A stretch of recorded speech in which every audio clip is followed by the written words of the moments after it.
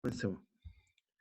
Ya muchachos, hoy día en esta clase vamos a revisar más propiedades de la integral de Riemann, pero vamos a comenzar con un ejemplo, ¿ya? Porque es súper importante que podamos controlar por lo menos los ejemplos que estamos trabajando. Ya deberían estar viendo ahora la pizarra. Ujú. Entonces, tengo una función que es x cuadrado. Hay que demostrar que es integrable ahora en 1,2. Es integrable en 1,2. Y hay que calcular su integral. ¿Ya? ¿Qué significaba integrable? Por ahora tenemos un solo test. Eh, entonces, la solución integrable significaba que la integral inferior de mi función tiene que ser igual a la integral superior de mi función. Y ahí eso es lo complicado. Tengo que, de alguna forma, eh, calcular estas integrales inferiores y superiores. Entonces, la x cuadrado todos la conocemos, es la cuadrática, ¿sí? Que yo voy a describir solamente un aspecto de la cuadrática que es importante en este asunto. Perdón. Un aspecto de la cuadrática, lo vamos a graficar acá, y es que la cuadrática es una función creciente en ese intervalo. Acá está el 1, acá está el 2, ¿ya? Y la cuadrática que se supone que tiene su vértice en el 0, 0, después sigue acá creciendo. ¿Ya? Eso hace... debería haberlo hecho con el otro lápiz. Ahí. Eso hace la cuadrática. ¿Ya? En el 1 vale 1 y en el 2 vale 4. Eso. ¿Ya? Ahí tenemos la cuadrática. Y vamos a demostrar que esta función en este intervalo es integrable. Vamos a calcular estas sumas, estas integrales inferiores y superiores. ¿Ya? Ya, ¿cómo se calculaba esto? ¿Qué hay que lograr calcular en toda esta situación? Lo primero es determinar una partición. Nosotros casi siempre, o en general en todos los ejercicios que le pidamos, una partición súper útil es esta que estamos llamando partición aritmética. Una partición aritmética, esta partición, esta P extraña, vamos a considerarla entonces aritmética. Y dice, ¿qué es lo que hay que hacer? Hay que tomar su intervalo y hay que dividirlo en n partes.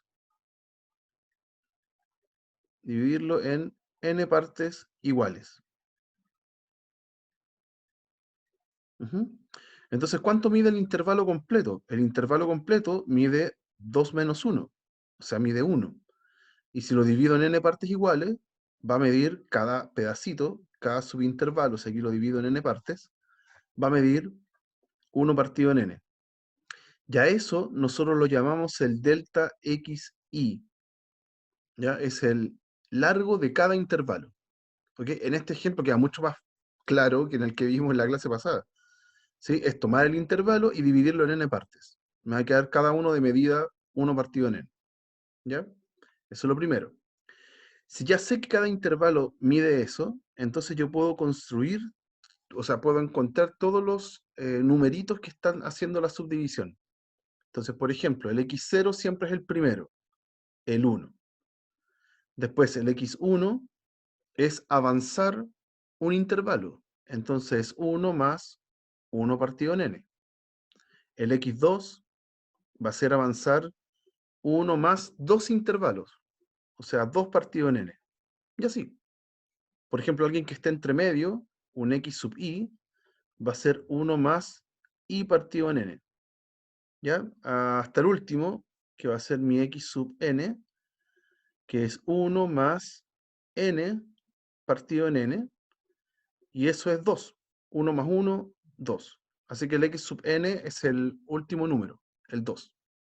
¿Ok? Eso es lo primero, partición. Necesitamos una partición y en general para estos ejemplos conviene hacer una partición aritmética. ¿Ya? Ya, ahora, una vez que tengo la partición, me voy a preocupar de hacer las sumas superiores e inferiores. Y esta es la parte que cuesta más. Hay que entender bien qué significa una cosa y la otra. Suma inferior de mi función en la partición. Y aquí es la suma inferior. Es sumar entonces todos los valores mínimos en cada intervalo multiplicados por el ancho del intervalo. ¿Ya? Entonces aquí como que voy a hacerle un zoom a un intervalo. Eh, lo voy a sacar acá. Voy a hacerle un zoom a un intervalo. Entonces la función va así. Tengo acá abajo un intervalo. X sub i más 1. Lo que sea. Y como la función es creciente, su primer valor, donde parte el intervalo, es su mínimo. Y donde termina el intervalo, se alcanza su máximo. Entonces acá va a estar el m sub i minúscula y el m sub i mayúscula. Eso es porque la función es creciente. ¿Ok? Entonces, cuando yo hago este cálculo de las sumas inferiores, voy a hacerlo partir desde 0 hasta n menos 1. No desde 1 hasta n, porque son los valores que están al principio de cada intervalo. Por ejemplo, para el primer intervalo, el valor mínimo está en el primer x, en el 1. Para el segundo intervalo, el valor mínimo está, tengo que marcar arriba. Ahí. Para el segundo intervalo, el valor mínimo está aquí. Para el tercero, el valor mínimo es el primer valor, y así. Son los primeros valores. Entonces van desde 0 hasta n más 1. Y estos m sub i son en realidad los x sub i. Perdón, es la función evaluada en los x sub i. ¿Sí? Estoy buscando el valor mínimo de la función, que estamos entendiendo que está justo en los x sub i. ¿Y cuánto vale cada x sub i? Bueno, aplico esta fórmula. Cada x sub i se escribe como 1 más i partido en n. ¿Ya?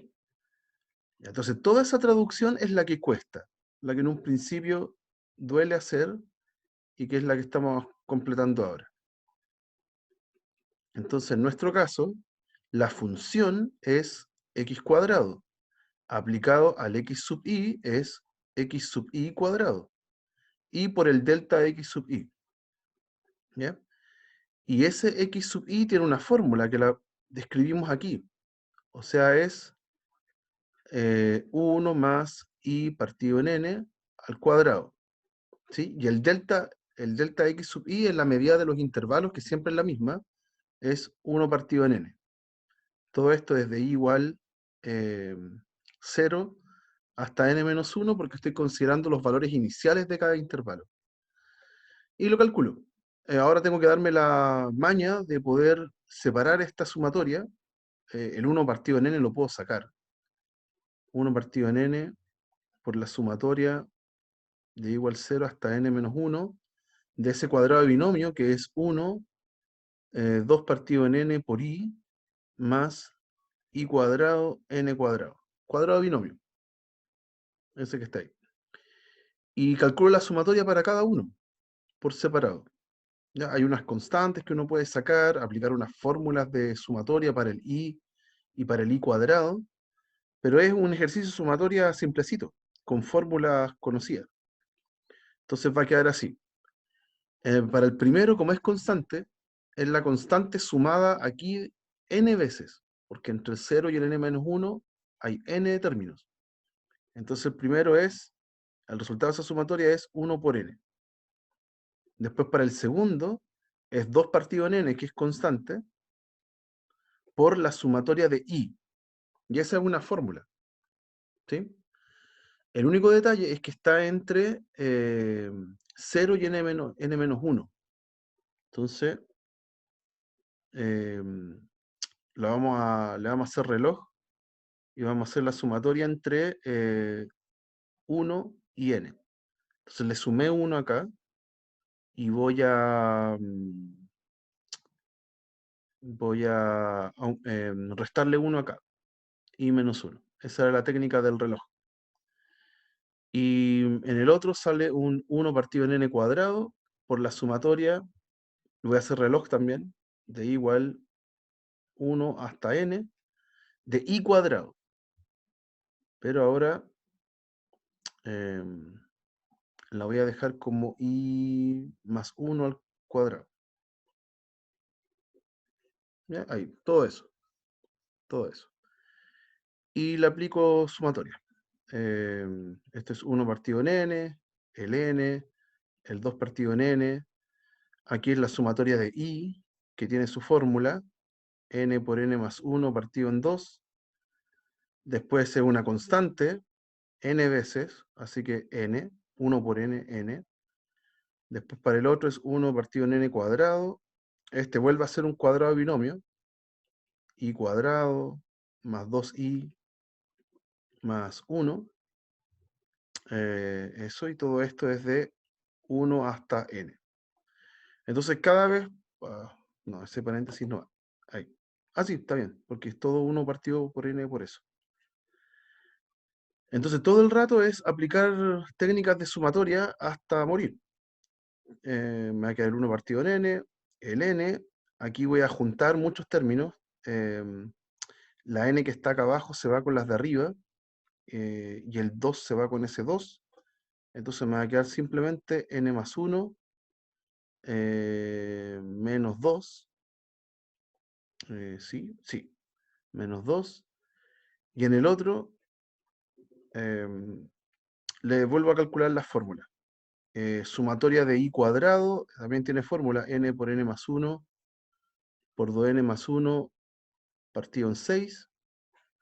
Después, dos veces la sumatoria de i, que es n por n más 1 partido en 2.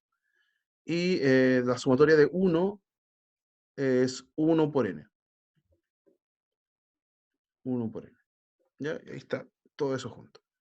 ¿Ya? Si junto todo después, esto me va a quedar, este es 2n menos 1, entonces 2n menos 1 partido en n, ¿sí? Después más todo este 1 partido en n cuadrado, si lo paso hacia adentro, me van a quedar varios sumandos que quedan así, n más 1, 2n más 1, abajo un n y un 6. Después acá se van los 2, se van las n, me queda n más 1, y acá me queda un n. Ah, no, n partido en n, que es 1. Eso. No sé si me comí algo acá. Ah, este queda partido en... Porque este era cuadrado. Acá queda 1 y queda con otro. Ya, ahí está. N cuadrado. Eso estoy comprobando. Estoy comprobando que estén bien los términos. 1 partido Creo en que n, ¿no? me estoy comiendo algunas cosas acá. Este 1 partido en n cuadrado tiene que entrar. Me queda un n, acá n cuadrado. Y este queda 1 partido en n y con otro queda 1 partido en n cuadrado. Ese es el último término. ¿Sí? Eso debería ser. Eso. Dos más. Sí, ahí estamos bien. Ahí estamos bien. Ya, así que esta es la suma inferior. Así queda la suma inferior, que es al final la suma inferior es un ejercicio de sumatoria. Eso es todo. ¿Ya? Pero es largo, es latero, pero es un ejercicio de sumatoria como en mate 10. Y cuando ya tengo la suma superior, la suma inferior en este caso, uno define la integral inferior, y esta es la parte teórica. La integral inferior, ya no tengo que, ¿para qué hacer el supremo? Ni ninguna aproximación como imaginarme todas las particiones, sino que simplemente es el límite, cuando n tiende a infinito, de esta expresión que está acá, de todo esto que está aquí. Le calculo el límite. ¿Sí? Obviamente que si el n se va a infinito, las dos últimas fracciones tienen denominador más grande. Entonces esas se van a cero. Crece más grande el denominador que el numerador. Y en las otras, no sé si me comí algún término. Tengo la impresión que sí. Claro, acá hay un cuadrado. Me estoy comiendo un cuadrado. Ahí. Y en las otras, arriba sale un término cuadrático, abajo también, y cuando hago el n tender a infinito me quedo con las constantes que acompañan esos términos cuadráticos. Lo mismo acá, tengo de grado 1 en esta fracción, arriba y abajo. Entonces cuando le aplico límite, me va a quedar 2 partido en 1 más 1 partido en 6. ¿Sí? Y en total todo eso, perdón, 2 partido en 6. 2 partido en 1 más 2 partido en 6. O sea, tengo que desarmar el paréntesis arriba. Va a estar el n cuadrado acompañado con un 2, y abajo el n cuadrado está acompañado con un 6. Entonces, cuando hago tender el n a infinito, me queda 2 sextos, los coeficientes que lo acompañan. Entonces, esto es 2 más un tercio, lo sumo y me da 7 tercios. Ese es el valor de la integral inferior. ¿Ok? Ese es el valor. Entonces, están estos tres pasos.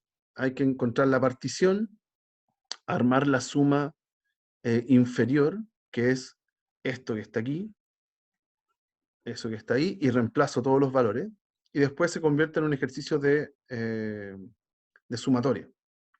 ¿Okay? Con todas estas fórmulas conocidas, ¿ya? Esto del sumar el i cuadrado, sumar el i solito, sumar el i cubo si es que apareciera. ¿Ya? Entonces ahí está calculado. El tema es que cuando, y esto se lo voy a dejar de ejercicio, cuando ustedes hagan la suma superior, que es el otro pedazo, cuando hagan la suma superior, que va a ser la suma desde i igual 1 hasta n de mi función evaluada en xy por delta xy, cuando hagan eso, fíjense que ahora de inmediato hice que esto partiera de 1 hasta n, porque ahora estoy considerando los m sub i mayúscula. ¿Sí? Los m sub i mayúscula es donde termina el intervalo.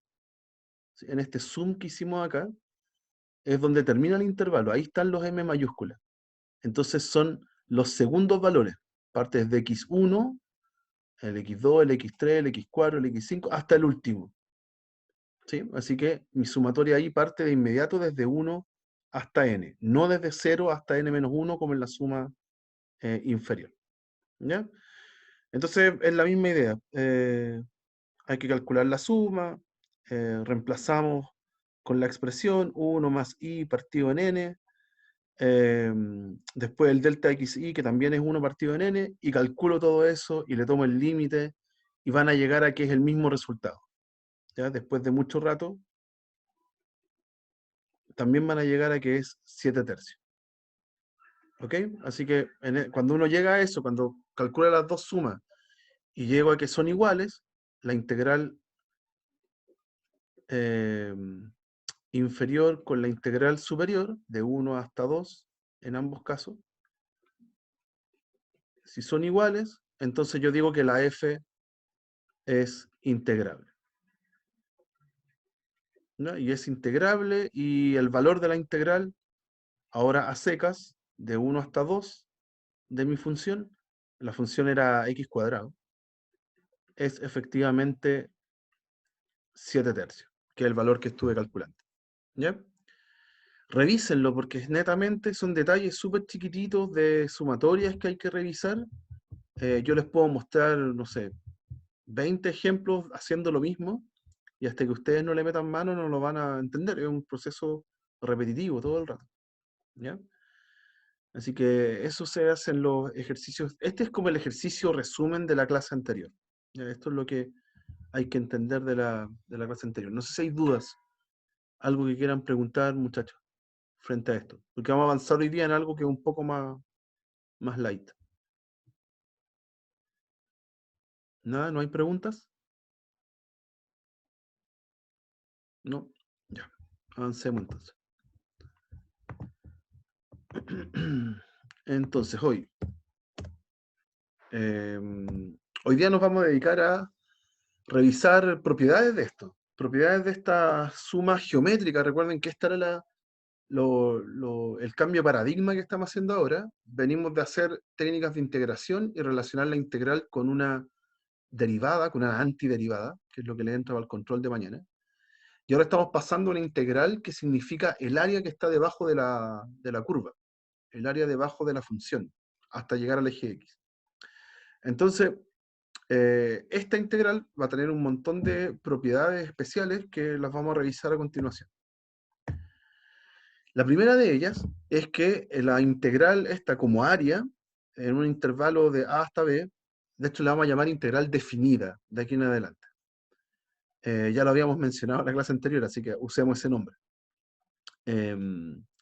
Es que si tengo ahora funciones que se están sumando, ¿sí? Y quiero calcular el área debajo de la suma, entonces las puedo separar. Es lo mismo que sumar el área de la f y el área correspondiente a la g. Súper sencillo de entender. Si fuera con resta, también, misma historia. Si tengo una ponderación, si tengo un número real multiplicando al f, ese número real sale de la integral. ¿Ya? ¿Por qué? Porque en el fondo estoy amplificando la función en lo que está a la izquierda, y si amplifico la función o la disminuyo si es que la fuera menor que 1, las áreas van a crecer o van a disminuir. Así que van a crecer de la misma forma o disminuir de la misma forma. ¿Ya? Es lo mismo que la constante por el área completa. ¿Ya? Así que de aquí en adelante las constantes salen de las integrales definidas. Y si mi función va por arriba siempre, si mi función es positiva, entonces el área siempre va a ser una cantidad positiva. Eso es lo que me dice esta otra propiedad. Son en general propiedades bastante sencillas de demostrar. Es un poco engorroso, así que por tiempo no lo vamos a hacer porque hay muchas propiedades más. ¿Ok? Pero aquí son las primeras. Si lo llevamos al lenguaje de cursos anteriores, la integral definida es una transformación lineal. Se separa en la suma y respeta las constantes. ¿Ya? Es una transformación lineal. Es un ejemplo nuevo de transformaciones lineales. Más propiedades que las vamos a ocupar eventualmente. Si yo tengo que una función es más chica que otra función, imagínense que el gráfico está por debajo una de otra. El gráfico de la f va por debajo del gráfico de la g. Entonces, y aquí una observación, salvo quizás en un número finito de puntos. Voy a explicar al tiro qué significa, qué quiere decir eso. Entonces, si va por abajo, entonces tengo que el área, la integral definida, es más chica que el área de la función mayor. También, súper entendible. Hay una que está más arriba, por ende va a tener más área que la otra. En este caso, hay que tener cuidado, si tengo que una función y su valor absoluto son funciones integrables, se va a cumplir siempre que el valor absoluto de toda la integral, o sea, de todo el área, es más chico que el área de la función en valor absoluto. Y ahí esto es solo una observación para que me crean por qué esto pasa así. Vamos a ir a la pizarrita un poco. Les voy a mostrar un ejemplo bien idiota, pero que tiene todo sentido. Lo que pasa es que cuando yo hago estos cálculos, imagínense yo tengo una función de esta forma. Perdón, ahí. Yo tengo ahí un eje y tengo una función que hace esto. Así. ¿Ya? Por supuesto que en el primer pedazo, de aquí hasta acá, A hasta B, y después hasta C.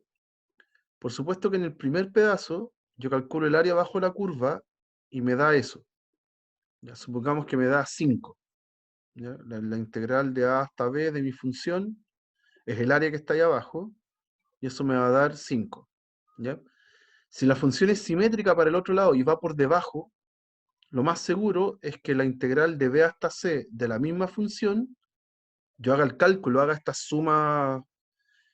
sumas superiores, sumas inferiores, haga el cálculo y esto me va a dar menos 5. ¿Ok?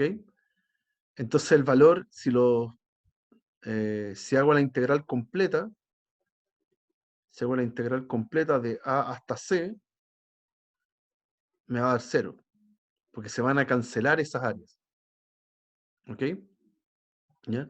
Pero si yo hubiera hecho la integral de los valores absolutos, bueno, la que está primero, de A hasta B, ya era positiva la función. Entonces no cambia en nada, sigue siendo 5. En cambio, en la segunda, la que si yo calculo el valor absoluto de la función ahora pasa a estar arriba. Ahora la función pasa a estar por arriba. Entonces, si antes me daba 5, ahora esta me da, antes me daba menos 5, esta me da 5. Entonces ahora la integral completa debería ser 10. ¿Ok? Esa es la situación que cuesta digerir. ¿Estamos calculando áreas? Sí, estamos calculando áreas. Pero en realidad son sumas de áreas que si van para abajo nos va a estar dando un número negativo.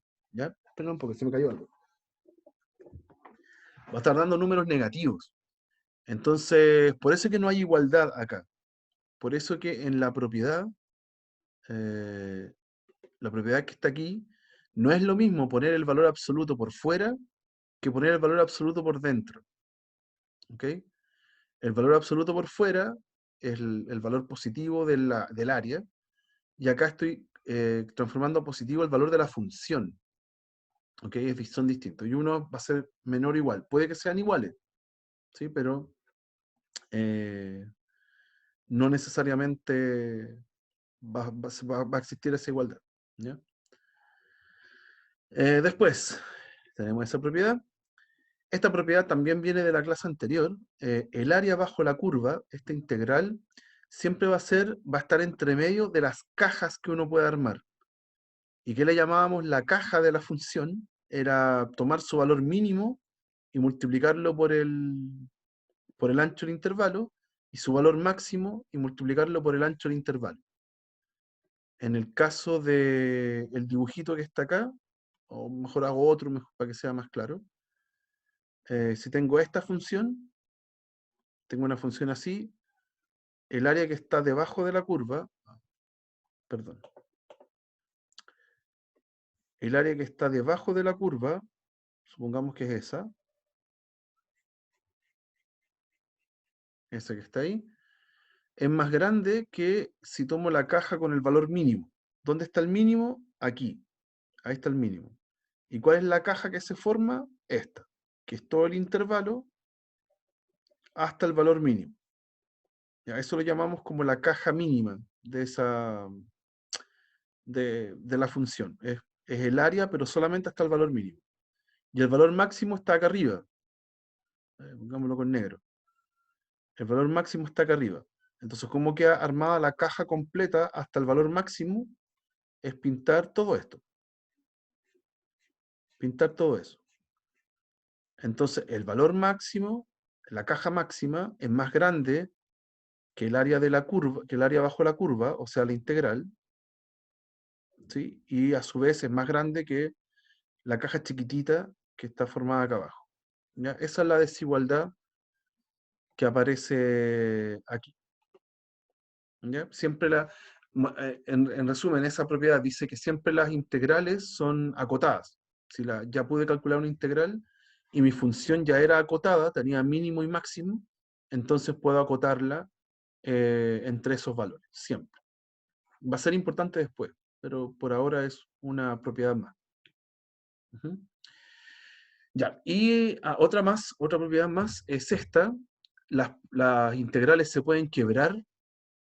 Eso quiere decir que si estoy calculando una integral de a hasta b, ¿sí? Y tengo un c, un valor intermedio, que separa los intervalos, entonces puedo hacer la suma de a hasta c y después de c hasta b.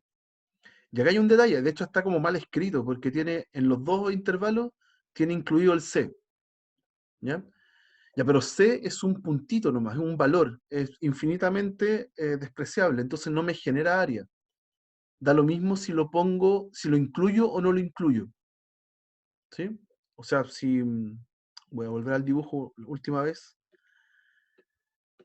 lo que me está diciendo es que si tengo una función, y quiero calcular su área de A hasta B, ¿sí? Y yo quiero calcular toda esta área.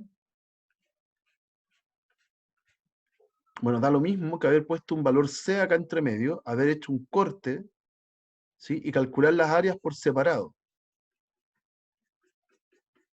Calcular las áreas por separado. ¿Importa el C? No, no importa, porque no influye en el área. Si yo considero el primer intervalo cerrado, ¿sí? Me va a dar la misma área que si yo considero el intervalo abierto. Que esté o no esté el C influye súper poco. Un punto no influye en el área. Si yo tengo una franja, por ejemplo, eso influye en el cálculo del área. Pero un punto, nada. Ujú. Eso. Entonces voy a poder separar las integrales. Sí, también vale el recíproco. ¿Ok? Si tengo que podía calcular las integrales por separado, entonces las puedo juntar. Es más o menos esperable. ¿Ya? Ahora algunas definiciones. ¿Qué pasa con la integral que parte en un valor, en un intervalo y termina, o sea, con un intervalo que parte en un punto y termina en el mismo? Bueno, ese intervalo en el fondo es un punto. Así que no tiene área. Es un intervalo vacío, si quieren pensarlo así. En realidad tiene un elemento, tiene la A. Es un intervalo de un elemento y eso no me va a generar área. Así que esa integral es cero. La integral de un valor a sí mismo. Si tengo la integral de A hasta B, si tengo la integral de A hasta B, va a ser menos la integral de B hasta A. O sea, moraleja, si aquí doy vuelta, el orden de integración va a provocar un signo menos. ¿Ya? O sea, si las áreas van a ser distintas si yo recorro el intervalo hacia la derecha o si yo recorro el intervalo hacia la izquierda. Me va a provocar el área al revés, el área negativa. ¿Ya? Yo sé que nuestro concepto de área siempre es positivo, coloquialmente, pero como ahora estamos definiendo área como suma de términos, ¿sí? Puede que tengamos áreas negativas. Puede pasar. Es según cómo es la función. ¿Ok? Esto ya lo vimos, ¿sí? Es la misma propiedad que teníamos antes, así que me la voy a saltar. Esto. Y vamos a ver algunos ejemplos. Vamos a ver ejemplos para aplicar estas propiedades. Estos ejemplos ya son mucho más sencillos que lo que estábamos viendo anteriormente. Ahí sí. Entonces acá. Eso. Vamos a. Me dan estas integrales regaladas. La integral de menos 1 hasta 1 da 5, la de 1 hasta 4 da menos 2, la de menos 1 hasta 1 de otra función h me da 7. Entonces, ¿qué pasa si calculo la integral de 4 hasta menos 1 de f de x? ¿Sí? Entonces me están pidiendo como una integral rara, porque dice que parte en 4 y termina en menos 1. Está al revés. Entonces le aplico propiedades, doy vuelta a la integral de menos 1 hasta 4, pero cuando hago eso y doy vuelta a la integral tengo que agregar un negativo. Entonces esto es menos la integral de menos 1 hasta 4 del f de x. ¿Ya? Esa es la que me están pidiendo. Pero yo me sé la que va de menos 1 hasta 1. Entonces mejor la separo. Va a ser menos la integral de menos 1 hasta 1 de f de x. Y el otro pedacito que me falta para llegar a 4 lo escribo en otra integral. Ahora de 1 hasta 4 de f de x de x. ¿Ya? Y esas las tengo. La integral de menos 1 hasta 1 vale 5. Y la integral de 1 hasta 4 también la tengo, vale menos 2. Y todo esto con el menos de afuera. Así que 5 menos 2 dan 3, con el menos de afuera da menos 3. Y ahí terminé. ¿Ok? O sea, si ya me regalaron estas, yo puedo obtener otras integrales. Y lo mismo con el 2. En el 2 me están pidiendo la integral de menos 1 hasta 1 de 2 por f menos 3 por h. Todo esto de x. Bueno, ya tengo propiedades, la integral se porta muy bien con las sumas y las ponderaciones, así que puedo sacar las constantes. Esto es lo mismo que hacer 2 por la integral de menos 1 hasta 1 de f, menos 3 por la integral de menos 1 hasta 1 de h. ¿ya? Y cada una de esas las tengo. Entonces va a ser 2 por esa primera integral, que da 5, menos 3 por la otra integral, que también me la regalaron, que da 7. ¿Ya? Y 10 menos 21 da menos 11. ¿Ok? Entonces tengo la posibilidad de aplicar propiedades, las asumimos ciertas de aquí en adelante y no es muy complicado, ¿ya? Pero todavía está la gran pregunta latente, ¿cómo hacer que el proceso de revisar que una función sea integrable, ese proceso que sea más simple que estar calculando las integrales superior e inferior? Entonces, a ese camino vamos ahora. ¿Mm? No sé si hay dudas hasta acá, muchachos, algo que quieran preguntar. ¿Nada? Ya, avanzamos. Entonces, hay otro ejemplo. Si tengo tiempo lo voy a ver al final, eh, porque es re sencillo, es muy fácil, pero eh, se basa en una idea que, o sea, lo puedo ver ahora, porque igual es sano ver el ejemplo al tiro, porque todavía está la duda de cómo mostrar estas cosas.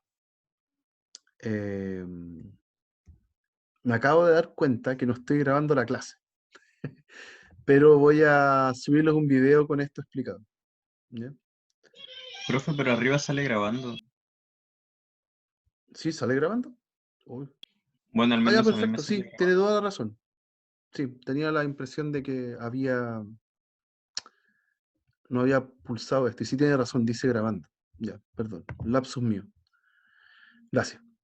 Eh, ya, les voy a mostrar el ejemplo. Les voy a mostrar el ejemplo porque hasta este momento, antes de los teoremas finales, nosotros sabemos poquito de las funciones integrables.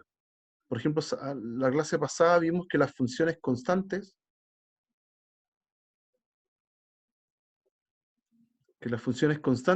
son integrables, todas. ¿Sí? También vimos un ejemplo de una función muy rara que no era integrable. ¿Ok? Eh, conocemos súper pocas funciones integrables. Y nos están pidiendo integrar esto que está acá. ¿Ya? Y súper rara la función, dice la integral de 0 a 4 de 2 elevado a la parte entera. Y uno se imagina que eso debe ser súper complicado, porque 2 elevado a la parte entera nunca me lo habían enseñado en la vida. Entonces, un truco para poder hacer esto, que es muy sencillo, es lo siguiente. La parte entera es una función por partes. Lo que pasa es que uno casi nunca lo escribe así.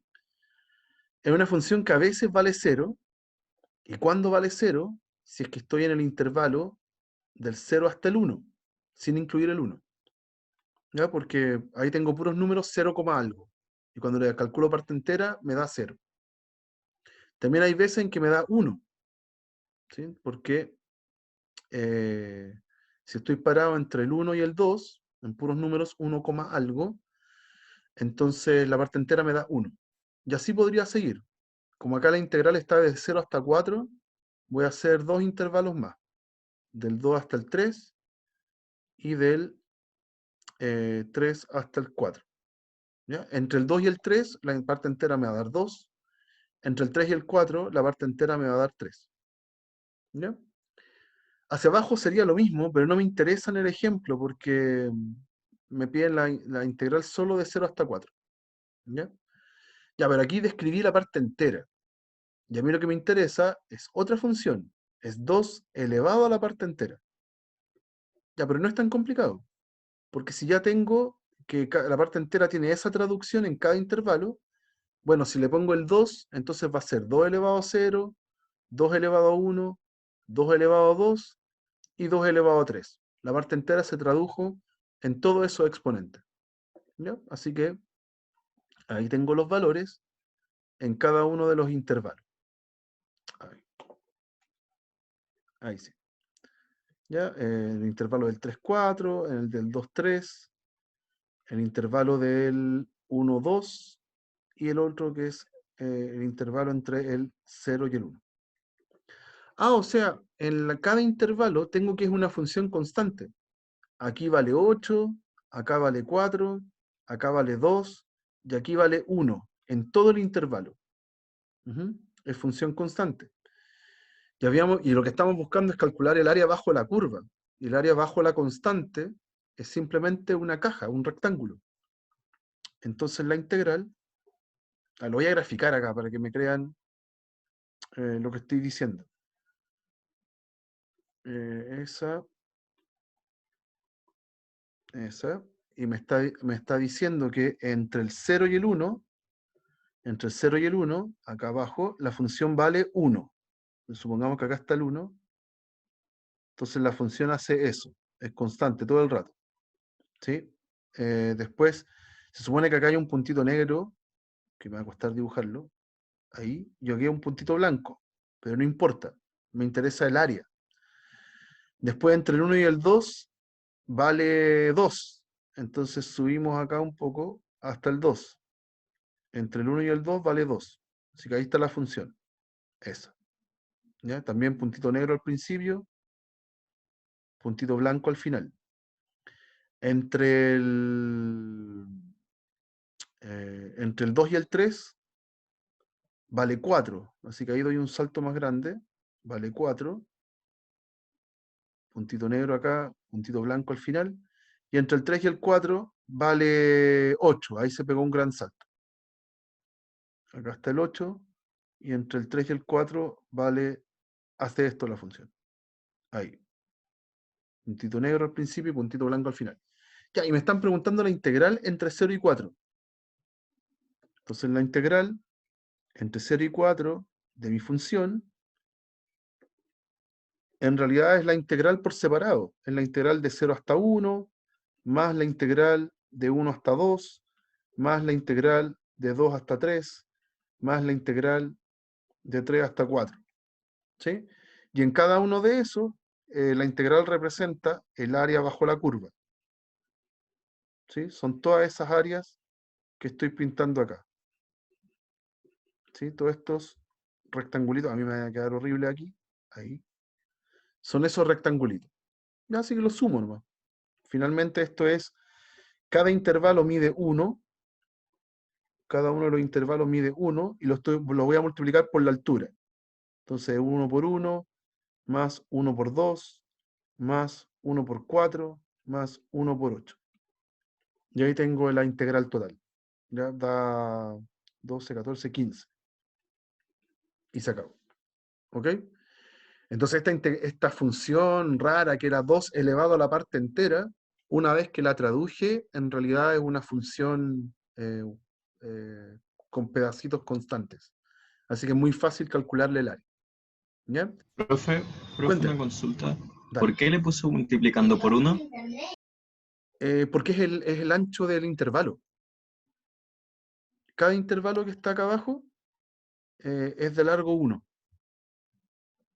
Ese que está aquí. Entonces cuando calculo el área es base por altura. ¿Ya? Ese 1 que estoy anotando adicional es porque es la base. ¿Ya? Base por altura. Ya, profe. Eso. ¿Más dudas, chicos? ¿No? Ya.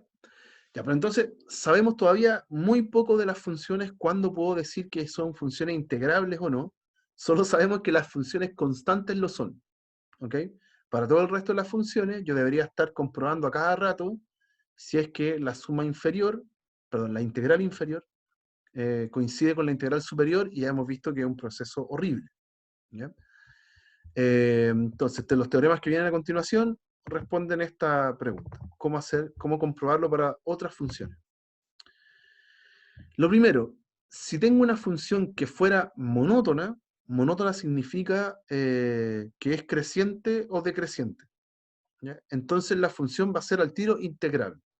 ¿Ya? También es una demostración engorrosa, pero básicamente la idea es esta, que cuando yo haga las particiones y calcule las sumas superiores y sumas inferiores, me va a servir con el proceso que hicimos en el primer ejemplo. ¿Sí? El proceso que vimos en el primer ejemplo, si la función fuera monótona, se puede repetir para cualquier función que cumpla esa característica. Nosotros lo hicimos con la x cuadrado precisamente porque era una función creciente. ¿Ya? Entonces, cuando es creciente, funciona el mismo método que hicimos en el ejemplo. Entonces, eso mismo que hicimos funciona para todas las funciones monótonas. ¿Ya? Así que siempre va a pasar que va a coincidir la suma inferior con la suma superior. ¿Ya? Así que no lo voy a demostrar, es súper latero, es el mismo ejemplo, pero hecho de nuevo ahora con letras. Así que no lo vamos a repetir. ¿Ya? Se puede hacer, es más o menos esperable. Entonces tengo que para las funciones monótonas siempre son integrables. Ese es el primer teorema, importante. Pero ¿qué es lo que pasa con nuestras funciones, las que nosotros ocupamos siempre? Piensen en todas estas funciones que están enlistadas acá abajo. La función exponencial, la función logaritmo, la arco tangente, la función seno, las potencias, todas las funciones, las parábolas, todas. Todas esas funciones las podemos separar en funciones monótonas, en una cantidad finita de funciones monótonas. Por ejemplo, si tuviera una parábola, esas son dos funciones monótonas, porque hay un pedazo que baja y otro pedazo que sube. Listo. Si tuviera la función seno y la tengo en un intervalo, bueno, la función seno hace toda, sube y baja, pero yo la puedo separar en puros pedazos que suben y otros pedazos que bajan. Lleva una cantidad finita. Pueden ser, no sé, 50 intervalos donde sube y otros intervalos donde baja. ¿Ya? Pero cada una de las funciones que nosotros conocemos, mientras las hacemos actuar en un intervalo cerrado, las puedo separar en una cantidad finita de funciones que son monótonas. ¿Ya? Eso lo podemos hacer siempre. Y tenemos entonces un teorema que si la función es continua, entonces la función es integrable automáticamente. ¿Ya? Básicamente es por la misma idea, porque la función continua no tiene indefiniciones, por ende yo siempre la voy a poder separar en estos intervalos monótonos. ¿Ya? E incluso si la función, aquí abajo aparece un comentario, si la función fuera continua a pedazos, ¿qué quiere decir eso? Mejor voy al dibujo para ilustrarlo, voy a la pizarra, voy a salir de acá para limpiarlo un poco. ¿Qué es una función continua a pedazos? Una función continua a pedazos, ay, estoy escribiendo, ahora sí.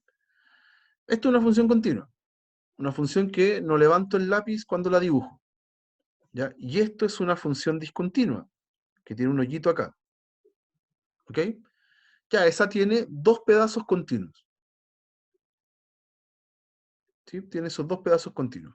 Entonces, como la integral se porta bien, tiene dos pedazos continuos. Como la integral se porta bien, y para calcular el área abajo de esta curva, puedo ignorar ese punto y puedo separar la integral, ¿no? Entonces, en realidad, ese punto no me hace daño. La discontinuidad que hay ahí, no hay problema. Y es más, si la función fuera así, fuese por ejemplo que la función hace eso, acá hay un puntito blanco, y después pega un salto y sigue así. Esa es una discontinuidad que nosotros llamamos no reparable, una discontinuidad fea, es un salto. Ya, ahí no existe el límite. Pero no importa, porque si yo calculo la integral, que es lo que me está importando en esta parte del curso, yo calculo la integral de la primera y aparte calculo la integral de la segunda. Voy a calcular esa integral. El punto de discontinuidad me importó súper poco. ¿Ok? Entonces, mientras la función tenga esa cantidad de discontinuidades, sea finita, yo no voy a tener ningún problema en separar la integral, ¿no? Pues, un ejemplo, no se me ocurre un ejemplo inmediato como para mostrarles el de la parte entera, en la parte entera. Por ejemplo, si quiero calcular la integral de 0 hasta 2 de la parte entera de x. Si quiero hacer ese cálculo. La parte entera no es una función continua, ni soñando. ¿Sí? La parte entera tiene ahí el escalón, de 0 hasta 1 vale 0, y de 1 hasta 2 vale 1. ¿ya? Pero si quiero calcular esa integral, no importa, pues la separo de 0 hasta 1 y después de 1 hasta 2. Ya, y de 0 hasta 1 la función vale 0 y de 1 hasta 2 la función vale 1 y son funciones constantes. ¿Ya? Así que la primera da 0, no hay área, y la segunda tengo que calcular esa área. ¿Ok? Y esa área es 1.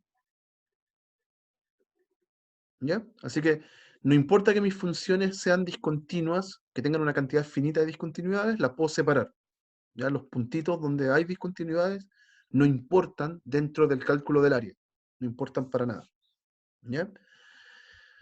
Lo que es súper bueno. Súper bueno. ¿Qué más? Entonces, un buen criterio para saber que la función se puede integrar es que sea continua, incluso si es que es continua a pedazos, por tramos. ¿Ya? Bueno, acá está escrito ya más formalmente, si tengo desde x0 hasta xn son puros puntos de discontinuidad, entonces una cantidad finita, son n más un punto, entonces la función sigue siendo integrable. ¿Y cómo la voy a integrar? Por pedazos. ¿Ya? Esa es lo que recién le estaba comentando con el tema de la parte entera. ¿Ya? Ya, hasta aquí, ¿qué hemos logrado? Hemos logrado ahora no solo, todavía no hemos logrado calcular las integrales. Fíjense que la integral tiene muchas propiedades, pero hasta este momento solo sabemos calcular integrales definidas de constantes, como si fueran cajitas. Todavía no sabemos cómo calcular una, una integral, salvo por este método de la sumatoria, como por definición, ¿ya? Que es bien engorroso. Entonces, eventualmente, en las próximas clases vamos a llegar a un teorema fundamental que nos va a permitir calcular estas integrales, ¿ya? Pero por ahora, o son constantes y son cajitas, o tengo que hacer todo el proceso de esta sumatoria, hacer la partición, calcular las sumas y ver cuánto da, ¿ya? Hasta ahora no está muy práctico el cálculo, ¿ya? Y sabemos entonces que las funciones continuas siempre les voy a poder hacer este cálculo, ¿ya? ¿Qué más? Último contenido, y ahora con esto vamos a cerrar. Vamos a definir el valor promedio de una función como este cálculo que está aquí. Es tomar la función y integrarla, calcular el área bajo la curva, y multiplicarla por esta constante, 1 partido en el largo del intervalo. Y aquí es solo un cálculo, que tiene un nombre especial, se le llama valor promedio. Y uno se pregunta, ¿por qué se llamará promedio de una función? ¿Puedo sacar el promedio de una función? Entonces lo voy a explicar con un dibujito. Y una vez que uno tiene eso, hay otro teorema que dice que si la función es continua, en un intervalo AB, entonces siempre va a existir un valor C donde la función en C coincide con el valor promedio. ¿Ya? Esto se le dice el teorema del valor medio integral. ¿Ya? Siempre hay una C, siempre hay un valor dentro del intervalo que va a coincidir con el promedio de la función. Y lo que quiero aclarar es por qué este cálculo que está acá arriba se llama promedio de la función, que tiene que ver con el promedio como nosotros lo conocemos. Y es bastante sencillo de explicar. Entonces lo vamos a ver acá en la pizarrita y con esto vamos a cerrar por hoy día. Uy, eso no. Lo vamos a hacer en otro lado entonces. Acá. A ver si alcanzo a... Uy. Ahí sí. Oh, no quiero... Qué lata, no puedo ponerle la grilla. Ya no importa. Ya, ¿cuál es la idea de esto? Imagínense ustedes tienen... para calcular el promedio. El promedio de puntitos, si yo tengo un eje, acá, y tengo el promedio o sea, tengo una cantidad finita de puntitos, x0, x1, x2, hasta xn, y tengo el valor de una función arriba. Supongamos que pasa por acá una función, pasa una función, y tengo las imágenes. que son f de x0, después esa altura es f de x1, hasta el último, f de xn. ¿Ya? Yo puedo calcular el promedio de esos puntitos. Promedio de esos puntitos va a ser agarrarlos todos, sumarlos, f de xn. F de xn, sumarlos y dividirlos en n. ¿Ok? Eso es, perdón, n más 1 en este caso. Déjenme ponerle x1 al primero para que me calcen los números, si no voy a hacer más engorrosa la demostración y en realidad es muy fácil. Supongamos que partían desde 1 hasta n para tener n puntos y no tener n más 1. ¿Ya? Déjenme escribirlo acá de nuevo. Vamos a considerar desde x1 hasta xn solo para que no sea tan engorroso el cálculo. ¿Ya? De 1 hasta n. Ya, pero este n que está acá, este n que está aquí, yo lo puedo sacar de esto. ¿Cómo se dice? El n, si este fuera, ¿cómo lo digo mejor? Si esta era la cantidad finita, esta me genera una partición. Entonces yo tengo los delta xi.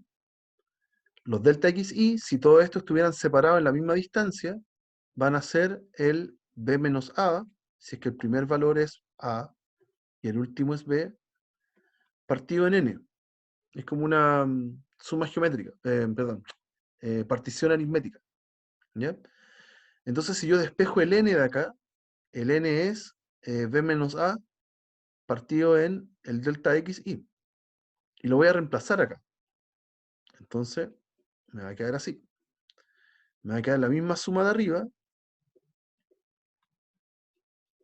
más bla bla bla, f de xn, y abajo tengo otra fracción, un b menos a partido en delta xi. Y a esos tipos, a esa fracción que está abajo, la voy a dar vuelta, la voy a poner arriba, me va a quedar el delta sub xi multiplicando a todos los f, de hecho lo voy a escribir al final, para que se note mejor qué es lo que vamos a hacer. Están los f, las imágenes, x2, más el último, f de xn, todo esto multiplicado por el delta xi, y abajo tengo un b menos a. ¿Ok? Entonces, ¿qué pasa? Bueno, y los desarmo. Esta misma suma multiplicada por el delta xi es como si el delta xi estuviera multiplicado en todos ellos. Entonces, lo mismo que escribir la suma desde 1 hasta n de los f de x sub i por delta x sub i. Y eso que está acá es una suma de Riemann. Y más encima está partido en 1 partido en b menos a. Lo voy a poner al principio entonces. Está partido en b menos a. Así que lo voy a escribir como 1 partido en b menos a por esa suma. Pero si yo mejoro la partición, y en vez de tomar n numeritos, hago tender el n a infinito, ¿sí? Entonces lo que yo voy a tener ya no es el promedio de una cantidad finita de puntos, sino que voy a tener el promedio de todos los puntitos que están en la función. ¿Sí? Fíjense que voy a pasar de un promedio que era finito, que era una cantidad hasta n, voy a pasar a un promedio continuo de todos los valores que están acá arriba. ¿Sí? El promedio de la función completa, de todos los puntos que están en la función. Si es que yo hago tender el n infinito. ¿Sí? Voy a mejorar mi partición hasta hacer eso. Y ahí eso, y mejorar mi partición y tomar el n infinito, convierte esta expresión en la integral de a hasta b de f de x de x.